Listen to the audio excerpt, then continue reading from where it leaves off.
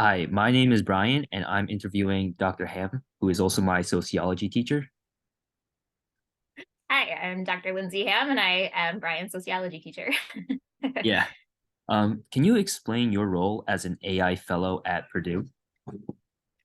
Yes, so the Innovation Hub is something that started at Purdue a couple of years ago, and I started working with the Innovation Hub on my Charlie project, where we've been working since 2019 to develop a bot inside of Circuit, which is a program we already have for peer review of essays. And so this bot is we're training it to give students feedback on early drafts of papers in line with how we would grade on a rubric.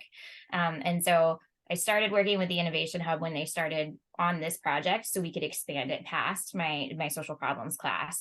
And then this summer they wanted to have different fellows who are doing things across the university in different ways that we're working with technology and really trying to pull people together in a conversation where everybody can know where to go when they have questions about something, and that we can all kind of work together to do research or see how things are moving in our fields or help students navigate these new kinds of things too.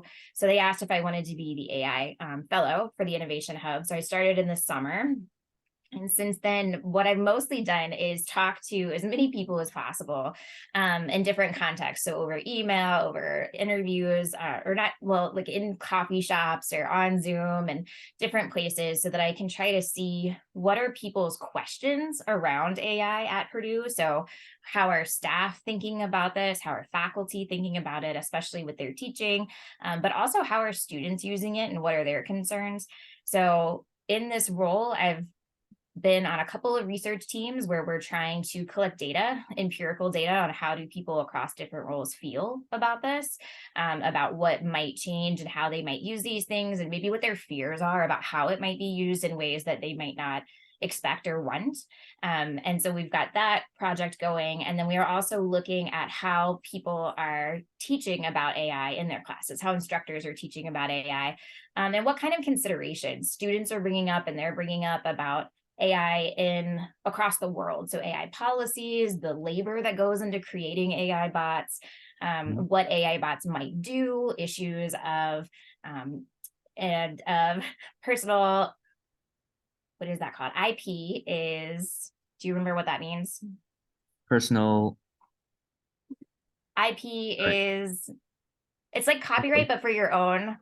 internet protocol? Wait, I don't No, know it's like actually. your own, it's like your own, you're the proper intellectual property. I'm sorry. Oh, okay. Yes. And so it's about like how do we protect intellectual property and how do we cite things from AI? So if AI is using your intellectual property, but then you create something with AI, where how do you cite that and who gets the credit for it? And Okay. there are all these huge questions, and a lot of them have been things that we've been contemplating for quite some time. And then with the release of ChatGPT, it shoved all of them into open discussion. So everybody, it's hard to ignore these questions now. It's something that we all are talking about and need to consider to help shape it the way we want it to be. Okay. So, I think before you mentioned the fears of AI, like how, the fears that teachers have, can you explain in Mhm. detail some of those fears? So on the teacher side, I think this is something that we've seen happen with the introduction of statistical packages and calculators and the internet and computers. About, we know this stuff is going to change. We know these tools are going to make some parts of our jobs easier and some parts of them possibly harder. And so what we are trying to do with instructors at Purdue is see where can this make your job easier, and where, and maybe save you time, maybe help you make more detailed information for your students, better assignments. And so we're experimenting with that. And then on the other side, we're experimenting with what are the ways that AI could change our classrooms in ways that we might not anticipate, or in ways that we want to anticipate, so we can help make sure that our classrooms remain places where students can learn and we can learn from our students. So an example is when my students started using Discord a lot more, or Slack, one of the two, one of those apps. They were using that a lot in my really large social problems class. And when they first started doing this, I didn't want to be part of it because that's a lot to monitor, right? So I wanted to monitor. You can have discussions in places where I am officially a part of them, and you can have discussions over here, but I don't want to be added. I don't want to be in control of it. And so what ended up happening was my students would talk to each other, and it was like a game of telephone on this tool where then they would think something was due when it wasn't, or they would think something was that there was an assignment that there actually wasn't in the syllabus. And so instead of talking to me, they had this game of telephone going on. And it was like having a purple minion as a TA in the class, with all of these hundreds of students who were across a couple of different sections. So sometimes I worry that if we do have AI bots where students are using them to help them specifically with our classes, I think there's a ton of potential there, and I would really like to tap into that. But I also worry that it might be like releasing a bunch of purple minions into my classroom, and it might make communication harder. It might mean that I Yeah. spend much more time working on miscommunication than it is on me trying to help students work through ideas. Yeah. I mean, yeah, I think that definitely makes sense because like I was like doing my math homework and I wanted to see if I could just ask ChatGPT to do like this integral, and it just gave out like the Mhm. completely wrong answer. So Right, right. And so I think a lot of people, and you've mentioned too, that this has the potential to revolutionize education, right? Where everybody has their own personal AI tutor. But with that potential, that's kind of the potential we had with the internet too. And so we've seen that a lot of resources are more available in places where they might not have been before.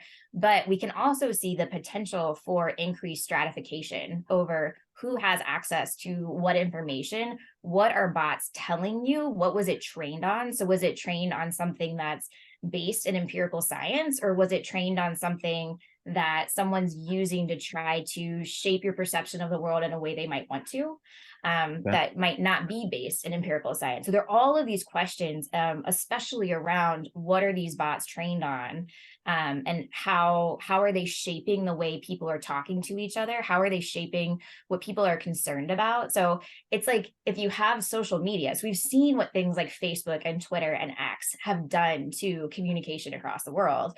And Mhm. now we have these new platforms where you don't just have these algorithms shaping what you see, or what you watch next, but you have these bots that have a corpus that is controlled by someone or something and is using it too. So it's a tool, and I keep on emphasizing that to people. Humans are still running the show, so we need to make sure we understand what humans are doing with these tools, and try to be part of the conversation. Okay. Yeah, so I think that sort of leads to my next question about your Charlie AI research project, because I know that for that project you sort of like you're very focused on curating the right data for that.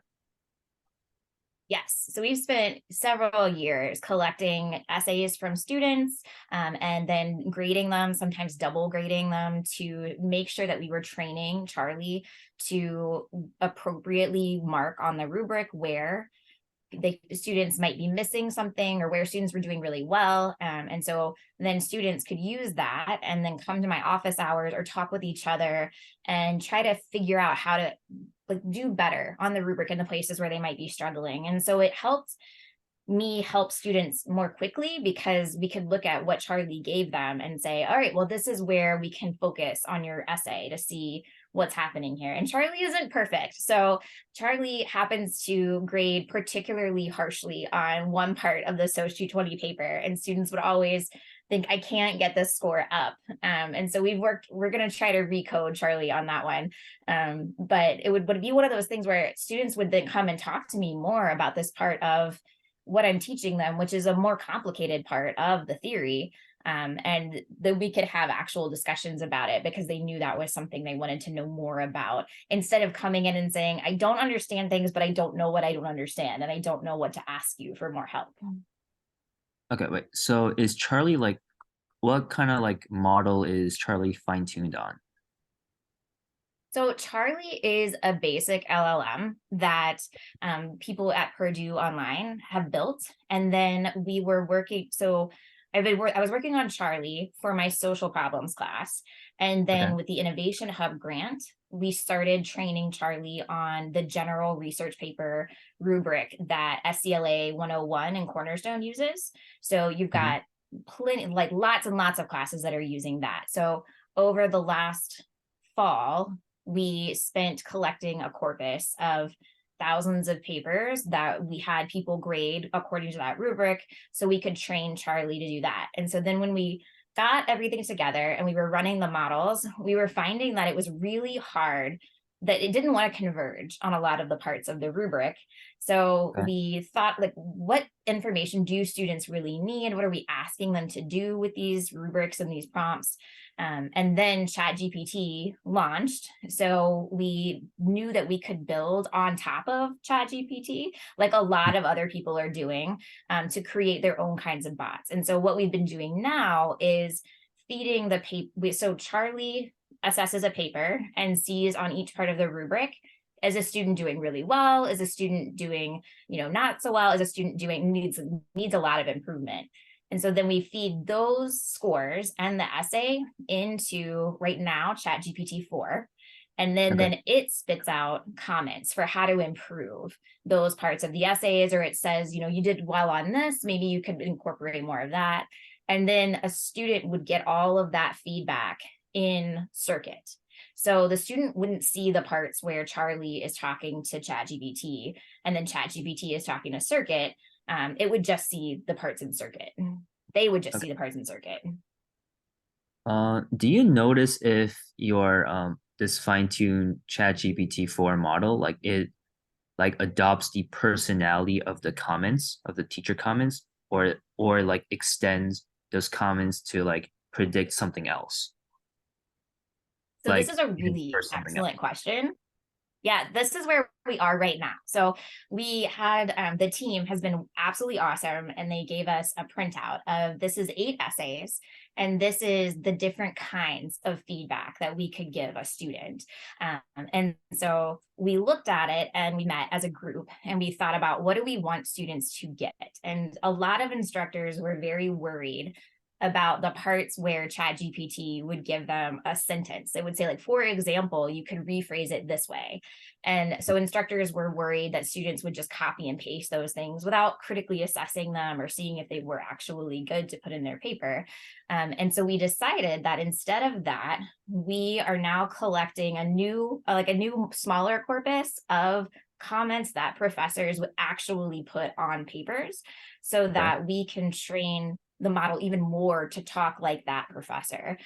So the for Cornerstone and this rubric, the big general research paper rubric, this is so you'll have like an average of what a Cornerstone professor would give you on comment wise on the different parts of the rubric. And our hope is that once we get this running and we figure out the user interface for it, what we want students to see on their side is that we can take this and train more rubrics that professors are using and Mhm. take comments from them and papers from them and train the bot to give feedback as that professor would.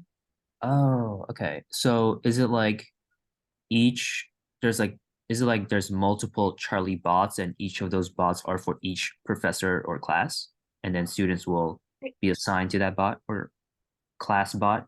So Charlie is, I think, one, and so this is where you get into the more complicated stuff I might not necessarily know, but Charlie is trained on these different rubrics. So like, and the rubrics are like prompts, right, for Charlie. And so in Circuit right now, we have these 2 rubrics we've been training. And so what they've done in Circuit is, if you ask the team, they can turn Charlie on for that rubric, and then you use that rubric in Circuit. So that's the Oh, Charlie rubric. So our hope is that as we roll out the Cornerstone rubric, especially because my social problems rubric is really limited to like what we're talking about in social problems and analyzing claims, but this research paper rubric is much, much broader and much more applicable to a lot of different things. And so we're hoping that we can launch this and people can pick it up for their classes if they want to, and then they might also want to work with us to train their own rubric on it. okay. So yeah, I mean, I think in the future it's going to be really clear that we're going to have these AI teachers. So for example, I know that Khan Academy, they partner with OpenAI to make their, custom AI bot called like Khan Migo or something. And Yeah. these bots are going to be like really conversational. They're going to be like trained on specific courses, just like your work with Charlie, and they're going to Mhm. answer like any variant of any question that any students have. So my question is, how will the traditional role of a teacher change?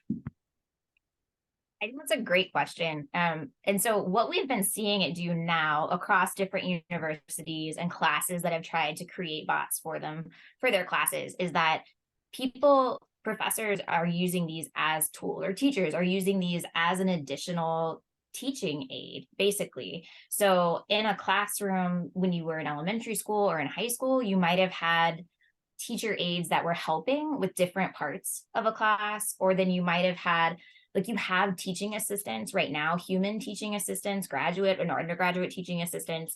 And I really see this moving as professors being able to spend less time on some of the stuff that AI might be able to help students work through whenever they want to. So if you want to work through a problem at 3 o'clock in the morning, I am not going to be awake to help you Yeah, with yeah. that. And if I am awake, I'm not interested in helping you with that at that point. But Charlie can help you with that, or another bot can help you with that.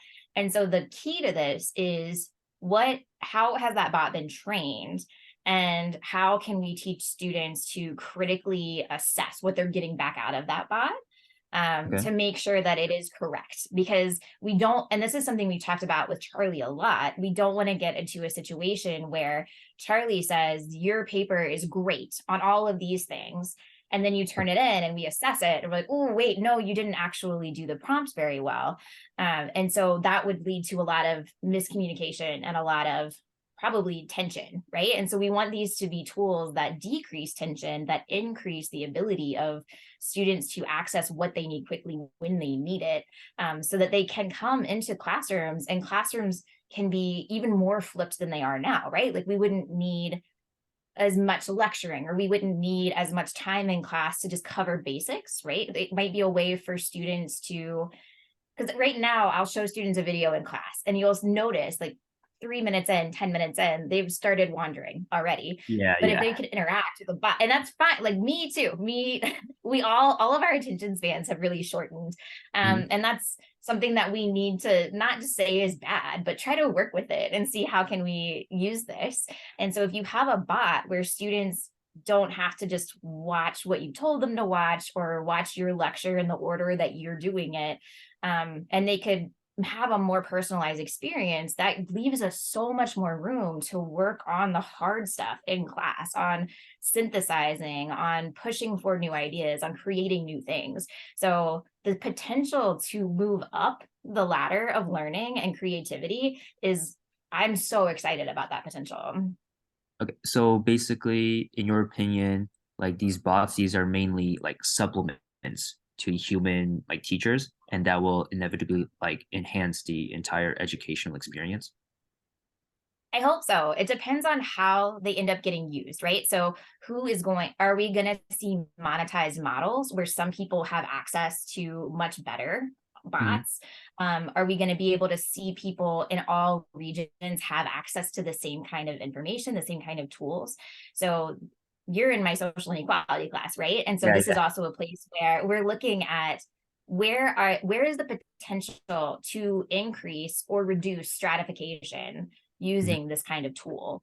And hopefully, we are all having this conversation. We saw what the internet did, and we can learn lessons from how much the internet changed how we interact with each other, how people find jobs, how people find resources, how people connect with each other. And we can use those lessons to make sure that these new bots, these new tools, are also really helpful for everybody, not just parts of the populations. Yeah. Okay, so this because I'm part of your social inequality class, my Mhm. next question is going to be kind of inspired by that. So, right now there's like a lot of optimism about AI, like AI is going to replace all the white collar workers or something, or AI is going to be the best teacher. We're going to find the most talented person, no matter if, they're like poor or they're from like some random country. But at the same time, it's, as I said before, it's going to like replace many jobs.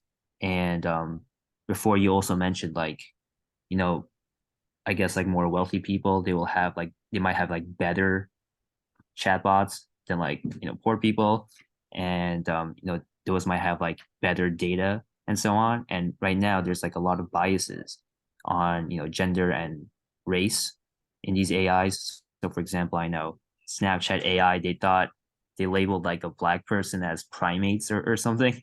So I was wondering, like, what steps do you believe need to be taken to safeguard against these negative impacts of AI in terms of inequality? And furthermore, how can we work towards improving inclusivity and fairness in these AI systems? So from a Purdue standpoint and like a higher education standpoint, I think this is why programs like Cornerstone and having students take humanities classes and these other classes where they're learning how to build these tools is really Yeah. important, right? To remember the human aspect of these things and to learn about where inequality creeps in, even if you're not intending to do it. So that's something we've talked about in class, that not all stratification is created to on purpose discriminate against a group or to keep a group from something. It's usually people who are following interesting ideas, people who are trying to make things easier or better for them, and people that they know and think about. And so one of the things that is really important for people to remember as they develop these technologies is, where are places where we might be hoarding opportunities from groups? Where are places where we might be exploiting groups by using their labor to create something and then they don't have access to it, or we don't adequately compensate them for it? We can watch for where people are emulating these practices and maybe carrying over biases that were built into the original machines, the original algorithms that Mhm. then get produced over and over and over again. And so these are all things that humans are going to have to pay attention to. So do you know, like you mentioned that Instagram issue, Yeah, and there are yeah. lots of issues about this. So I taught a tech and society class when I was in grad school, and we talked about the different ways that it wasn't on purpose, maybe that these technologies were built to not recognize a variety of skin tones, or to not realize that maybe women's skeletons are kind of different than the average men's skeleton. So some of the things we would talk about are, do you know about the history of using Shirley cards to calibrate cameras? I have no idea. Can you explain? Yeah. So the Shirley cards, it was when they were first developing the color cameras, they trained them on these images of a white woman. And so the camera was always kind of aiming for that kind of skin tone and was picking that up. It was highlighting that. And so then as you use this camera, it takes terrible pictures of people who don't match the Shirley card, right? It will wash them Right. out, or um, it will actually not pick them up at all if they're in a situation where they're not the kind of color that the camera is looking for. And I'm massively oversimplifying this, but it's something that people realized needed to change so that you could take good pictures of everyone. But as people emulated that technology, they kept emulating the Shirley card problem. Or a personal example for me is that my grandmother needed to have her knees replaced, but this was before they started making different size knee replacements for men and women. So her knee replacements bothered her terribly because they were too big for her knees. But they hadn't really considered that. They were just trying to make knee replacements, and usually men were the models. So that's the size of knee replacements they had. But now we go back and we think, oh, okay, we should think more about different sizes of people when we're thinking about these kinds of technologies. Yeah, I see. Yeah, I mean, when you Yeah, mentioned Shirley, sorry, what was it called? Shirley card? early cards. Oh, Shirley card. Was that like a old technology? Right, when they were first developing color photos. So Oh, yeah, a really long time ago, but because it was built into how people made cameras and adjusted them, it got carried through a long time, decades, because people weren't going back and remembering how that was built into the initial technology. okay. My I dogs are Yeah, playing, yeah, I sorry. think that's a little bit. They sound a Um, little bit like Wookiees. yeah, I mean, I think that's like really interesting because I think this year, I don't know if this is like true or not, but I heard that like some Chinese phones, they have like these algorithms inside to like make your to enhance those photos, and it's good for like Chinese people, but not for like darker skin tone people. So I mean, I think it's like really interesting how that problem is still carried on to today. Yeah, yeah, because whoever built the technology is usually like their generalized other is probably people that look like them, or people that they see often in media. And so they're calibrating their technologies for that. Another example that went viral a couple of years ago was the automatic paper towel dispensers that wouldn't register dark skin tones so that you So, couldn't get a paper towel unless your like white friend walked over and waved their hand under it. So there are tons of little examples about this, about like race and gender that you would think aren't going to be a big deal, but then they actually do have. It's a way that technology is built for people with certain abilities or people with certain skin tones, and then your tech doesn't fit them or may actually end up harming them in some way that you never intended for it to. okay. And regarding this, like, maybe like some company or group of people, like they create this like AI that they didn't intend to harm people, but it does. Like, relating to that, do you think governments should regulate like these large AI companies who have these like large language models that are used by so many people? Do you think they should be the ones regulating like what kind of data is responsible to use and so on? I think this is a really, really fascinating question. Luckily, we have the lab from the political science department called Grail. I don't know if you've heard of that yet, No, but I they're haven't. pretty new. And so they are studying governance of AI in countries and across like international borders, and looking at how people are making policies and using AI and developing AI. So they are working on these questions right now. Personally, I I think it would be better if we had something like the UN resolution about genetic technologies, where you have kind of a centralized body for something that's such a global issue, Mhm. thinking about these things, but then you have like who will enforce this and how will it have any teeth and what will that look like? I'm not Because this is such a global technology, I don't know if just doing it on the national level would be the best idea. But I'm open to seeing studies about this and people really exploring these questions. Yeah, like I think like with AI, it's just like, like super cool. Like AI research is like super cool. It can do like tons of crazy stuff. But at the same time, like because you want to go like super fast, do cool things, really fast, you are also like, leaving that problem of like, biases or like inequality into the equation. So Yeah, humans tend to like to do things quickly, right? Like we have a problem and we want to solve it really quickly. And we like shiny things. I love shiny things. That's how I've gotten involved with AI to begin with. I didn't go to grad school for AI. But I like tools and I love how humans make tools and how humans use these things to make life better or unintentionally maybe have unintended consequences that make life not better. And I find that fascinating how humans are always manipulating the environment and trying to make things different and better in some way. But sometimes we do need to take a step back, use the wisdom and the lessons from past innovations and hold off for a second. And so there are some places where I think it would be good to pause a little bit. Like we've been developing Charlie for since 2019, and we've had so many questions pop up, and we're working slowly on trying to build the best tool that we can without building in things we don't want to see in it. So that's something that I think some of the tech that gets released really fast, those bots may not have had as much consideration behind them. okay. Um yeah, so I think you answered all my questions like really well. Thank you for letting me interview you. Yeah. Can I say a final thing? Oh yeah, yeah, sure.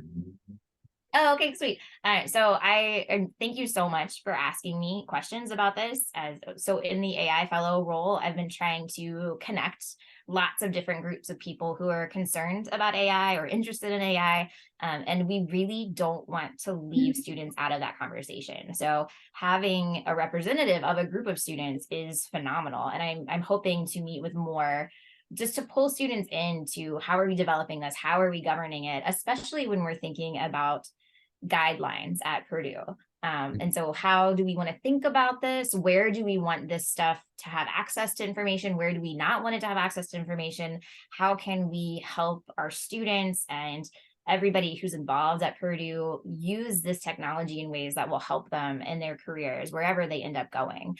So we really want to make sure that we have people representing all parts of Purdue in these discussions. Okay. Thank you once again